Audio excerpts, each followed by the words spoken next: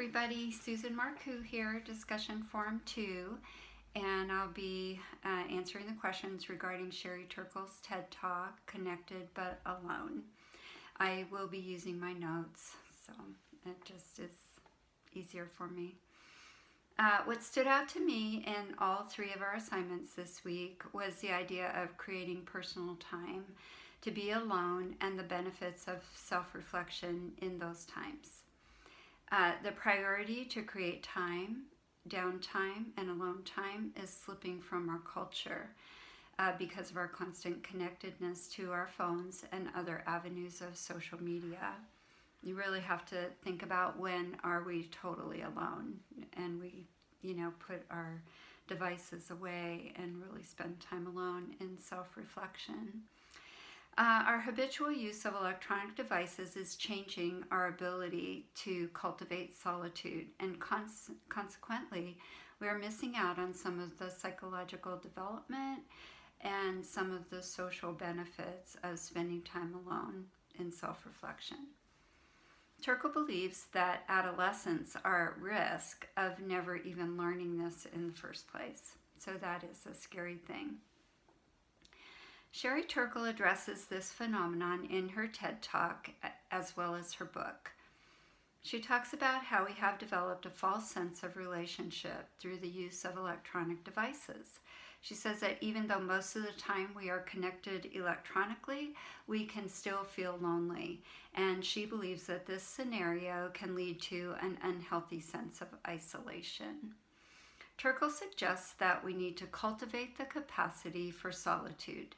She describes this as the ability to separate to gather yourself. Solitude is where you find yourself. I couldn't agree more. I believe that when we spend time alone in self-reflection, we are able to consider our plans, solve our problems. We do the work of overcoming sin in our lives. We can set aside time to spend with the Lord and grow in spiritual maturity. We need times of solitude, and we need to be comfortable and content in those times so that they are fruitful. We need times of solitude in order to become refreshed and ready to reach out to others in relationship and in service to others. Mark Kingwell mentions this, his chapter on boredom, and he does conclude that boredom has the unique capacity to stimulate self-reflection. So just a little tie-in to that reading, that he calls it boredom. He has a unique take on that, but I still agree that boredom can prompt us to looking inward, and he also talks about how it can prompt us to creativity and change. So on to how this is affected by our current situation with the COVID-19.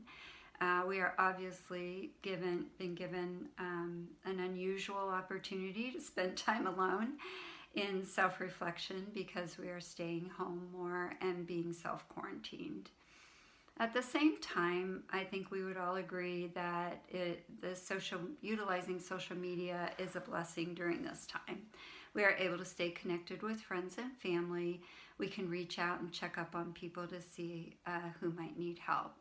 Our churches are utilizing social media to offer online services. My husband had a first time ever deacons meeting live on Facebook last night. So they reviewed the needs of the congregation and spent time making plans of how to meet those needs.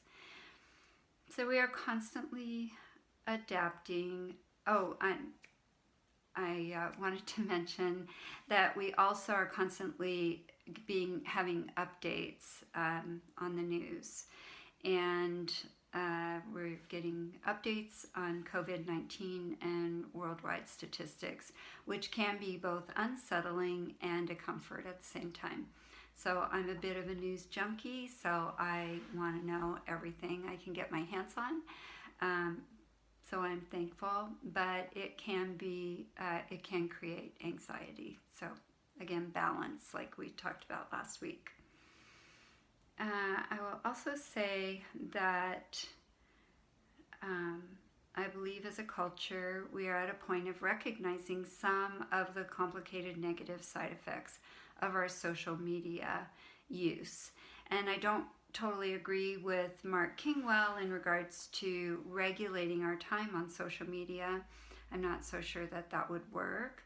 But I do feel that because we're recognizing problems and we're wanting to address them and we're wanting to protect and help the younger generations coming up, that parents and teachers will, and pastors and grandparents and humans, that we will have the most impact on swaying the pendulum toward healthy one-on-one relationships with our younger generation going forward. So, thank you. Good night.